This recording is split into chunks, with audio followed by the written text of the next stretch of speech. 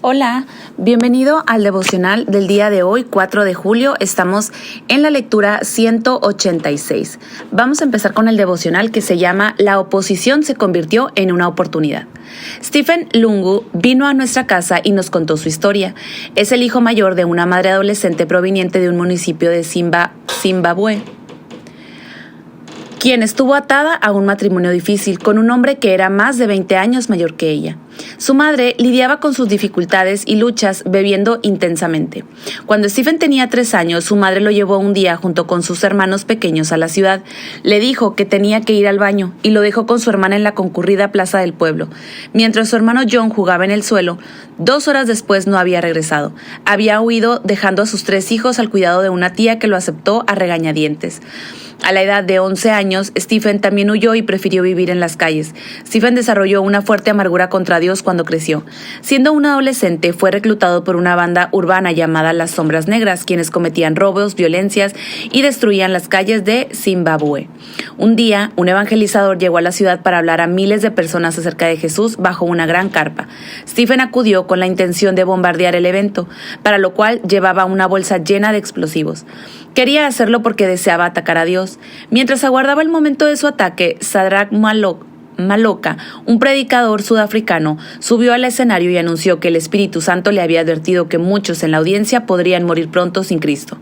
Con asombro, las sombras negras pensaron que alguien había descubierto su plan y Stephen Lungu fue cautivado por el predicador. En cada uno de los pasajes de hoy vemos varios tipos de ataques y vemos cómo Dios convierte la oposición en una oportunidad. Vamos a leer Salmos capítulo 80 del versículo 1 al 7. Dice: Pastor de Israel, escúchanos, tú que guías a José como a un rebaño, tú que tienes tu trono entre los querubines, resplandece. Delante de Efraín, Benjamín y Manasés, muestra tu poder y ven a salvarnos.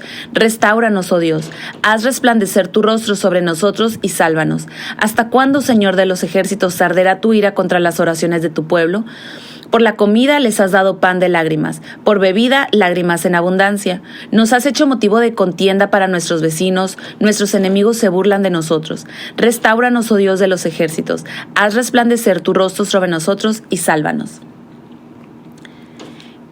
El devocional dice: la presencia de Dios.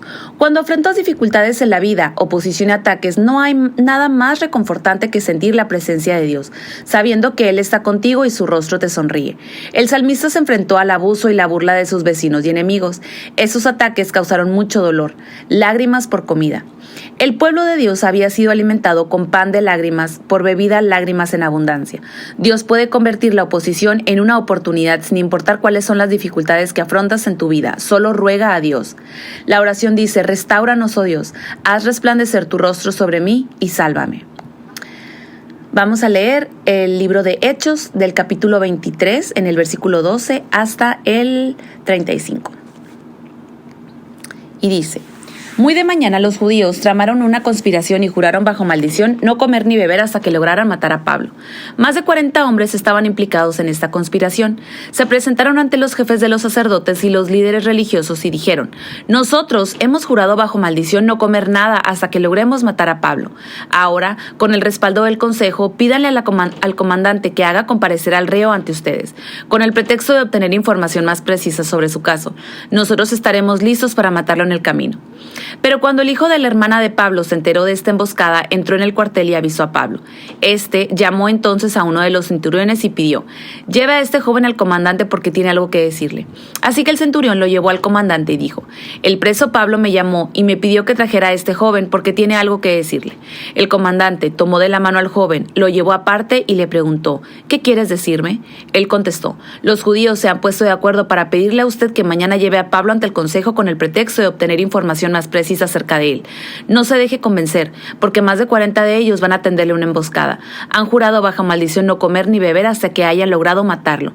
Ya están listos, solo aguardan a que usted prometa concederle su petición. El comandante despidió al joven con esa advertencia: no le digas a nadie que me has informado esto. Entonces el comandante llamó a 2 de sus centuriones y ordenó: alicen un destacamento de 200 soldados de infantería, 70 de caballería y 200 lanceros para que vayan a Cesarea esta noche a las 9. 9, y preparen cabalgaduras para llevar a Pablo sano y salvo al gobernador Félix. Además, escribió una carta en estos términos: Claudio Lisias, a su excelencia el gobernador Félix, saludos. Los judíos tomaron a este hombre y estaban a punto de matarlo, pero yo llegué con mis soldados y lo rescaté, porque me había enterado de que es ciudadano romano. Yo quería saber de qué lo acusan, así que lo llevé al consejo judío. Descubrí que lo acusaban de algunas cuestiones de su ley, pero no había contra él cargo alguno que mereciera la muerte o la cárcel. Cuando me informaron que se tramaba una conspiración contra este hombre, decidí enviarlo a usted enseguida. También ordené a sus acusadores que expusieran delante de usted los cargos que tengan contra él. Así que los soldados, según se les había ordenado, tomaron a Pablo y lo llevaron de noche hasta Antipatris. Al día siguiente, dejaron que la caballería siguiera con él mientras ellos volvían al cuartel. Cuando la caballería llegó a Cesarea, entregaron la carta al gobernador y le presentaron también a Pablo. Félix leyó la carta y preguntó de qué provincia era. Al enterarse de que Pablo era de Cilicia, le dijo: «Te daré audiencia cuando lleguen tus acusadores», y ordenó que lo dejaran bajo custodia en el palacio de Herodes. El devocional de Hechos dice: La protección de Dios. Gustavo Flaubert escribió una vez: se puede calcular lo que vale un hombre por el número de sus enemigos y la importancia de una obra de arte por los ataques que recibe. La razón por la cual la gente en la Biblia y en la iglesia de hoy son tan asediados es porque el trabajo que hacen es inmensamente importante. Estar bajo ataque no es un acontecimiento raro en la Biblia, como tampoco lo es en la vida de un cristiano. A veces pasas por periodos de relativa calma, pero los ataques venidores son prácticamente inevitables. Dios tiene el control en cualquier situación de ataque a la que te enfrentes. Como vimos al final del pasaje de ayer, el Señor se le apareció a Pablo exhortándole: «Ánimo, así como has dado testimonio de mí en Jerusalén, es necesario que lo des también en Roma». Pablo permaneció bajo custodia a pesar de que bajo la ley romana no había ningún cargo por el cual merecía estar en prisión. Sus enemigos estaban decididos a matarlo y tenían un plan para su asesinato, basado, como ocurre con frecuencia, en mentiras, violencia y engaños. En realidad, todos los personajes que atacaron a Pablo eran tramposos. El propio comandante Claudio Lisias decía verdades a medias. En su carta al gobernador Félix no mencionó que él mismo había encarcelado ilegalmente a Pablo, ni que estuvo a punto de torturar a un ciudadano romano, el cual no había sido condenado por ningún delito. Pero esa es la poderosa minúscula palabra que ahora entra en la historia. Dios en su providencia protegió a Pablo. Pero cuando el hijo de la hermana de Pablo se enteró de esta emboscada, entró en el cuartel y avisó a Pablo. Cuando su sobrino le cuenta de las acechanzas, Pablo hace que él le informe al comandante, que organiza la protección para su viaje. De esta forma, Dios protege a Pablo. Dios parece haber usado la combinación del sobrino de Pablo, el ingenio de Pablo y el comandante romano. La providencia y protección de Dios a veces vienen a través de aquellos que no son necesariamente cristianos. Pablo es llevado de forma segura al juicio con una carta de explicación del comandante. Sin embargo, Dios no intervino para rescatar a Pablo completamente y permaneció detenido. Dios lo protegió y lo usó en la situación en la que se encontraba. El propósito de Dios era que Pablo fuera a dar testimonio en Jerusalén y en Roma, y eso fue exactamente lo que sucedió. La oposición se convirtió en una oportunidad. Señor, gracias porque puedes disponer de la gente para tus propósitos en cualquier situación. Señor, te ruego que hoy me uses a mí, así como usaste a Pablo para avanzar en tu reino. Oro para que venga tu reino y se haga tu voluntad. Leemos Segunda de Reyes del capítulo 8 en el versículo 16 al capítulo 9 en el versículo 37. Dice: En el 5º año del reinado de Jorán, hijo de Acab, rey de Israel y contemporáneo de Josafat, rey de Judá, Jorán, hijo de Josafat, comenzó a reinar en Judá. Tenía 32 años cuando comenzó a reinar. Reinó en Jerusalén 8 años. Jorán hizo lo malo ante los ojos del Señor, pues siguió el mal ejemplo de los reyes de Israel, como lo había hecho la familia de Acab, y llegó incluso a casarse con la hija de Acab. Pero el Señor no quiso destruir a Judá por consideración a su siervo David, pues le había prometido mantener encendida para siempre una lámpara para él y sus descendientes. En tiempos de Jorán, los edomitas se sublevaron contra Judá y se nombraron su propio rey. Por lo tanto, Jorán marchó sobre Saír con todos sus carros de combate. Los edomitas cercaron a Jorán y a los comandantes de los carros, pero él los atacó durante la noche y logró abrirse paso. Su ejército, sin embargo, huyó a sus casas. Desde entonces, Edom ha estado en rebelión contra Judá, al igual que la ciudad de Libna, que en ese mismo tiempo se sublevó. Los demás acontecimientos del reinado de Jorán y todo lo que hizo están escritos en el libro de las crónicas de los reyes de Judá. Cuando murió, fue sepultado con sus antepasados en la ciudad de David, y su hijo Ocosías lo sucedió en el trono. En el año 12º de Jorán, hijo de Acab, rey de Israel, Ocosías, hijo de Jorán, comenzó a reinar en Judá. Tenía 22 años cuando comenzó a reinar y reinó en Jerusalén un año. Su madre era Atalía, nieta de Omri, rey de Israel. Ocosías hizo lo malo ante los ojos del Señor, pues siguió el mal ejemplo de la familia de Acab con la que estaba emparentado. Ocosías, junto con Jorán, hijo de Acab, marchó hacia Ramot de Galaad para hacerle guerra a Hazael, rey de Aram. Pero en la batalla los arameos hirieron a Jorán. Por eso el rey de Jorán tuvo que regresar a Jezreel para reponerse de las heridas que había recibido de los arameos en Ramot, cuando luchó contra Hazael, rey de Aram. Como Jorán, hijo de Acab, convalecía en Jezreel, Ocosías, hijo de Jorán, rey de Judá, fue a visitarlo. Segunda de Reyes 9. Jehú, ungido de Israel. Un día el profeta Eliseo llamó a un miembro de la comunidad de los profetas. Arréglate la ropa para viajar, le ordenó. Toma este frasco de aceite y ve a Ramot de Galaad. Cuando llegues, busca a Jehú, hijo de Josafat y nieto de Nimsi. Ve a dónde está apártalo de sus compañeros y llévalo a un cuarto. Toma entonces el frasco, derrama el aceite sobre su cabeza y declárale: así dice el Señor, ahora te unjo como rey de Israel. Luego abre la puerta y huye, no te detengas. Acto seguido el joven profeta se fue a Ramot de Galaad. Cuando llegó, encontró reunidos a los oficiales del ejército y les dijo: tengo un mensaje para el comandante.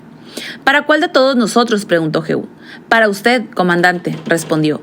Jehú se levantó y entró a la casa. Entonces el profeta lo ungió con el aceite y declaró: así dice el Señor, Dios de Israel, ahora te unjo como rey sobre mi pueblo Israel. Destruirás a la familia de Acab, tu señor, y así me vengaré de la sangre de mis siervos los profetas. Castigando a Jezabel, vengaré la sangre de todos mis siervos. Toda la familia de Acab perecerá, pues de sus descendientes en Israel exterminaré hasta el último varón, esclavo o libre. Haré con ellos lo mismo que hice con la familia de Jeroboam, hijo de Nabat, y con la familia de Basá, hijo de Ahías. Y en cuanto a Jezabel, los perros se la comerán en el campo de Jezreel y nadie le dará sepultura. Acto seguido el profeta abrió la puerta y huyó. Cuando Jehú salió para volver a reunirse con los capitanes, uno de ellos preguntó: ¿todo bien? ¿Qué quería ese loco? Ustedes ya lo conocen, respondió, y saben cómo habla. Eso no es verdad, contestaron. Dinos la verdad. Jehú dijo: esto es lo que me ha declarado. Así dice el Señor, ahora te unjo como rey de Israel. Dicho esto, todos se apresuraron a tender sus mantos sobre los escalones a los pies de Jehú. Luego tocaron la trompeta y gritaron: ¡viva el rey Jehú! Jehú asesina a Jorán y a Ocosías. Entonces Jehú, hijo de Josafat y nieto de Nimsi, conspiró contra Jorán. Sucedió que Jorán con todo el ejército israelita había estado defendiendo a Ramot de Galaad contra Hazael, rey de Aram. Pero tuvo que regresar a Jezreel para reponerse de las heridas que había recibido de los arameos en la batalla. Así que Jehú dijo a sus partidarios: si ustedes quieren que yo sea rey, no dejen que nadie salga de la ciudad para ir a Jezreel con el informe. Luego se montó en su carro de combate y fue a Jezreel, pues ahí se estaba recuperando Jorán, a quien también Ocosías, rey de Judá, había ido a visitar. Cuando el centinela que vigilaba desde la torre de Jezreel vio que las tropas de Jehú se acercaban, gritó: se acercan unas tropas. Entonces Jorán ordenó: llama a un jinete y mándalo al encuentro de las tropas para preguntarle si vienen en son de paz. El jinete se fue al encuentro de Jehú y le dijo: el rey quiere saber si vienen en son de paz. ¿Y a ti qué te importa?, respondió Jehú. Ponte allá atrás. Entonces el centinela anunció: el mensajero ya llegó hasta ellos, pero no los veo regresar. Por tanto, el rey mandó a otro jinete, el cual fue a ellos y repitió: el rey quiere saber si vienen en son de paz. ¿Y a ti qué te importa?, respondió Jehú. Ponte ahí atrás. El centinela informó de nuevo: ya llegó el mensajero hasta ellos, pero a él tampoco lo veo regresar. Además, el que conduce el carro ha de ser Jehú, hijo de Nimsi, pues lo hace como un loco. Enganchen el carro, exclamó Jorán. Así lo hicieron, y enseguida Jorán, rey de Israel, y Ocosías, rey de Judá, cada uno en su carro, salieron y se encontraron con Jehú en la propiedad que había pertenecido a Nabot, el jezreelita. Cuando Jorán vio a Jehú, preguntó: Jehú, ¿vienes en son de paz? ¿Cómo puede haber paz mientras haya tanta idolatría y hechizarías de tu madre Jezabel?, respondió Jehú. Jorán se dio la vuelta para huir mientras gritaba: ¡traición, Ocosías! Pero Jehú, que ya había tensado su arco, disparó a Jorán por la espalda, y la flecha le atravesó el corazón. Joram se desplomó en el carro y Jehú ordenó a su ayudante Bidkar: saca el cadáver y tíralo en el terreno que fue propiedad de Nabot, el jezreelita. Recuerda el día en que tú y yo conducíamos juntos detrás de Acab, padre de Joram, y el Señor pronunció contra él esta sentencia: ayer vi aquí la sangre de Nabot y de sus hijos, por lo tanto, juro que en este mismo terreno te haré pagar por ese crimen. Yo, el Señor, lo afirmo. Saca pues el cadáver y tíralo en el terreno, según la palabra que dio a conocer el Señor. Cuando Ocosías, rey de Judá, vio lo que pasaba, huyó en dirección a Bet-Hagán, pero Jehú lo persiguió y ordenó: mátenlo a él también. Y lo hirieron en su carro cuando iba por la cuesta de Gur, cerca de Ibleam. Pero logró escapar y llegar a Megiddo. Allí murió. Luego sus siervos trasladaron el cuerpo a Jerusalén, la ciudad de David, donde lo sepultaron en su tumba junto a sus antepasados. Ocosías había ascendido al trono en el 11º año del reinado de Joram, hijo de Acab. Muerte de Jezabel. Cuando Jezabel se enteró de que Jehú estaba regresando a Jezreel, se sombreó los ojos, se arregló el cabello y se asomó a la ventana. Al entrar Jehú por la puerta de la ciudad, ella preguntó: ¿Cómo estás, Zimri, asesino de tu señor? Levantando la vista hacia la ventana, Jehú gritó: ¿Quién está de mi parte? ¿Quién? Entonces se asomaron 2 o 3 oficiales y Jehú les ordenó: arrójenla de ahí. Así lo hicieron y su sangre salpicó la pared y los caballos que la pisotearon. Luego Jehú se sentó a comer y beber y dio esta orden: ocúpense de esa maldita mujer, denle sepultura, pues era hija de un rey. Pero cuando fueron a enterrarla no encontraron más que el cráneo, los pies y las manos. Así que volvieron para informarle a Jehú y éste comentó: se ha cumplido la palabra que el Señor dio a conocer por medio de su siervo Elías, el tisbita, que dijo: en el campo de Jezreel los perros se comerán a Jezabel.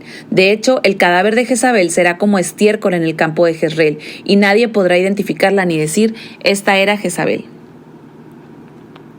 Vamos a la parte del devocional de Segunda de Reyes. La paz de Dios. Hay un anhelo de paz en el fondo de cada corazón humano. Vemos este anhelo durante un periodo aterrador de la historia del pueblo de Dios. Joram fue otro rey de Judá quien hizo lo malo ante los ojos del Señor, seguido por Ocosías, quien también hizo lo malo ante los ojos del Señor. Por un momento hay un rayo de esperanza. Eliseo hace que Jehú, hijo de Josafat, sea ungido rey. Un joven profeta derrama aceite sobre la cabeza de Jehú y declara: así dice el Señor, Dios de Israel: ahora te unjo como rey sobre mi pueblo Israel. Curiosamente, los compañeros de Jehú consideraron que el profeta era un loco, y más adelante se ve a Jehú conduciendo su carro como un loco. Cuando Jehú comienza a llevar a cabo su instrucción, Joram envía mensajeros para que le pregunten 3 veces: ¿vienes en son de paz? Jehú responde: ¿cómo puede haber paz mientras hay tanta idolatría y hechicería de tu madre Jezabel? Luego la propia Jezabel hizo la misma pregunta: ¿has venido en son de paz? La respuesta fue no. Jezabel tuvo una muerte terrible como cumplimiento de la profecía que Elías había dado. Aquellos fueron días de muerte, maldad y división. La declaración de Jehú de que no podría haber paz mientras la maldad de Jezabel continuara en Israel nos recuerda que la verdadera paz solo puede encontrarse en Dios. El alboroto de estos pasajes nos recuerda la necesidad de traer salvación y paz, nos recuerda la necesidad de Jesús. Jesús dijo: la paz les dejo y mi paz les doy. La iglesia primitiva anunció las buenas nuevas de la paz por medio de Jesucristo. San Pablo escribió: tenemos paz con Dios por medio de nuestro Señor Jesucristo. Permitir que el Espíritu les controle la mente lleva a la vida y la paz. Eso lo dice Romanos 8:6. De hecho, muchas de sus cartas comienzan: gracia a ustedes y paz.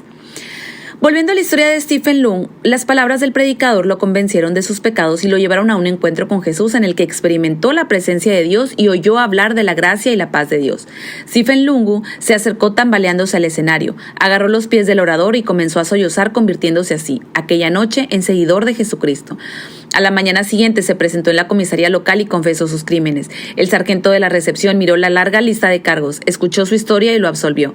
Stephen estaba tan feliz que cuando viajaba de regreso en el autobús se sintió impelido a darles la buena noticia al resto de los pasajeros aquella mañana.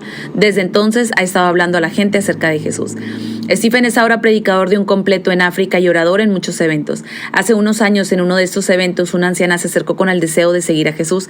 Esa mujer resultó ser su propia madre, aquella que lo había abandonado años atrás. La presencia, la protección y la paz de Dios son una combinación poderosa, como lo ratifica Esteban, porque me veo como un milagro de la gracia de Dios, así que creo que el poder de Jesucristo para salvar a los pecadores todavía existe. Si pudo cambiarme, puede cambiar a cualquier persona. En medio de los ataques, ya sea que provengan de vecinos, enemigos o autoridades, puedes tener paz sabiendo que Dios tiene el control de los acontecimientos y la historia y convierte la oposición en una oportunidad. La oración dice: Señor, hoy te traigo mis peticiones con acción de gracias y oro para que la paz de Dios, que sobrepasa todo entendimiento, guarde mi corazón y mi mente en Cristo Jesús. Pipa añade sobre 2 de Reyes 9 del 1 al 37. ¿Cómo sabemos cuando tenemos un llamado a dirigir? Jehú se sentía frustrado con el pasado y anhelaba el cambio. Tenía los dones y la posición y había recibido una palabra de Dios. Sus amigos y colegas pensaron que era una buena idea, así que cuando dio un paso al frente para liderar, lo siguieron. Hasta aquí llega la lectura de hoy. Espero que puedas compartirla con alguien y que haya sido de bendición para ti. Gracias.